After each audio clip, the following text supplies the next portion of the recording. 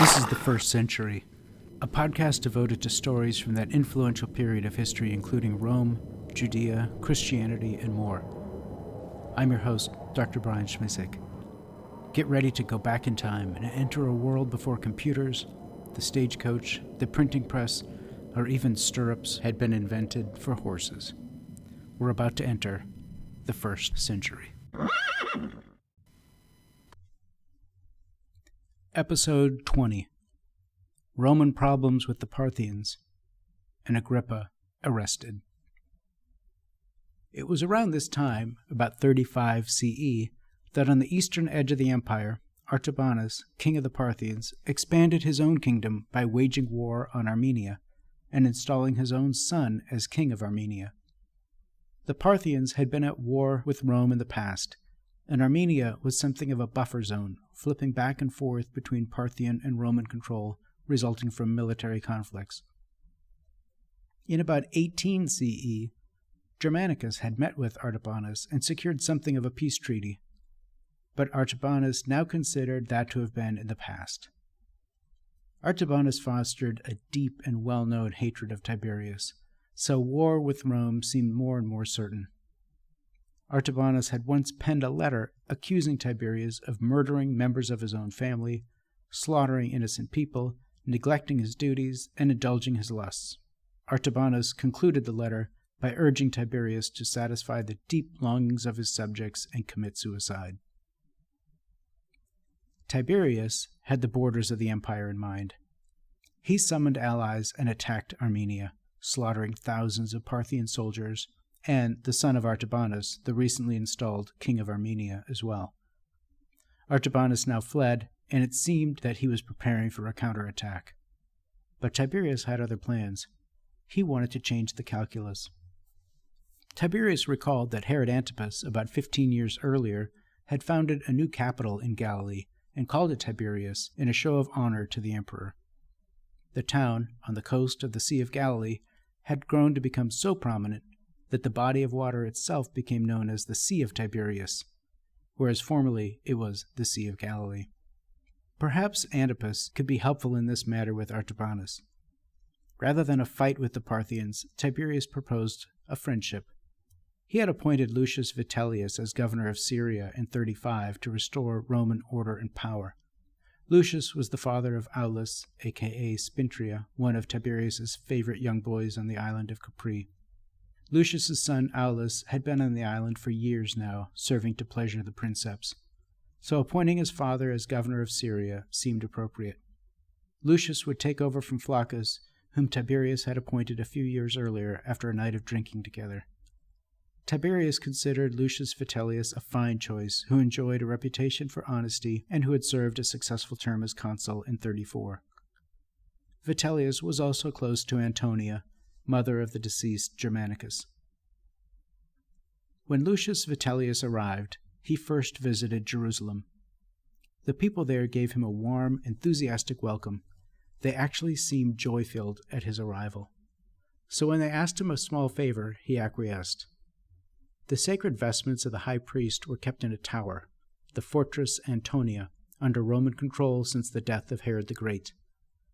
Herod the Great had built that tower in 35 BCE, naming it after Mark Antony. Though Mark Antony was later defeated by Octavian and his reputation fell into dishonor, the tower still bore his name and served as the place where these sacred vestments were kept. Only the Roman procurator could give permission for the high priest to wear these official vestments. The people of Jerusalem wanted the high priest to have the ability to wear the vestments without having to ask permission from Rome. Lucius Vitellius considered the matter and agreed, writing to Tiberius to ensure that he had the support to do so. Lucius Vitellius also met with Antipas, who was given the honor of hosting a meeting between Lucius and Artabanus.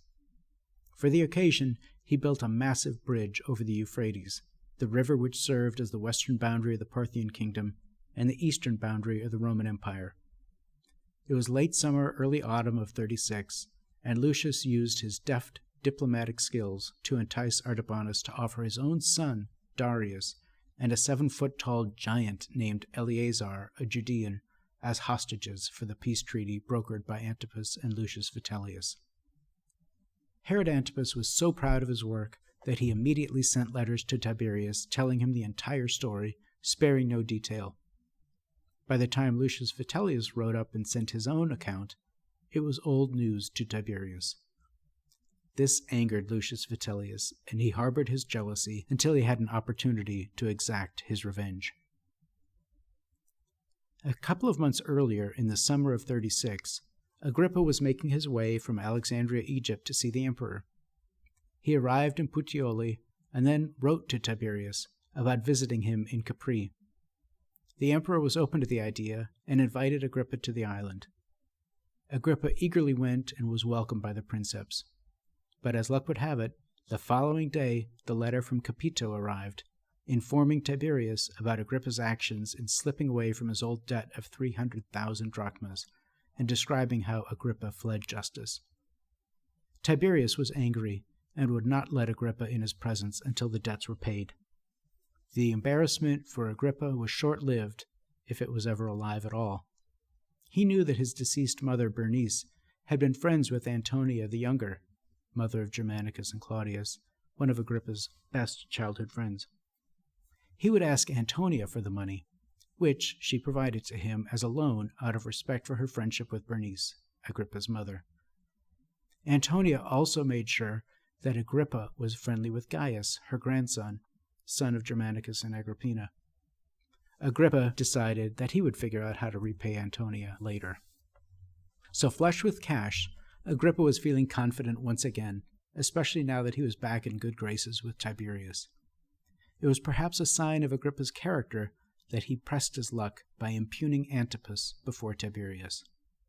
Agrippa still held a grudge against Antipas, who had humiliated him at that dinner, reminding him that all Agrippa had was due to Antipas's beneficence.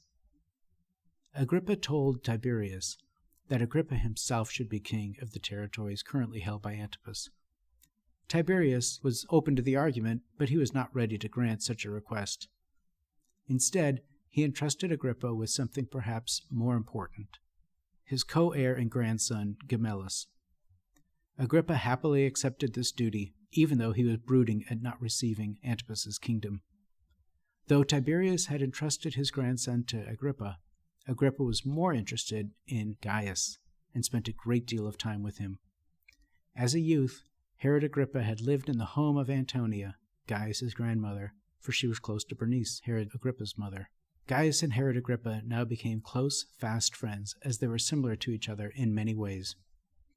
On one occasion, Agrippa and Gaius were riding together in a chariot, being driven by Agrippa's freedmen. Agrippa told Gaius what a better emperor he would make than Tiberius. In fact, Agrippa said, he couldn't wait for Tiberius to die, as that would create an opening for Gaius to take the purple and maybe even eliminate Tiberius's grandson Gemellus. Unfortunately for Agrippa, his own freedmen eventually reported this conversation to Tiberius, who sent Agrippa to Rome under house arrest as a two-faced, indebted, conniving ingrate. Back in Judea, Pilate had put down a potential insurrection at Mount Gerizim. Someone had been claiming that he was a reincarnated Moses. Pilate made quick work of that, executing many of the followers. But unfortunately, the ringleader escaped. Pilate had worked closely with Caiaphas, the high priest, to keep a lid on things, going back to the time when he used funds from the temple treasury to build that aqueduct. Caiaphas and Pilate understood each other. Pilate didn't mind putting down potential uprisings. It was a necessary part of the job. Next time, we'll hear about how Lucius Vitellius orders Pilate to Rome to answer for his violent ways. But the Emperor Tiberius would be dead by the time Pilate arrived there.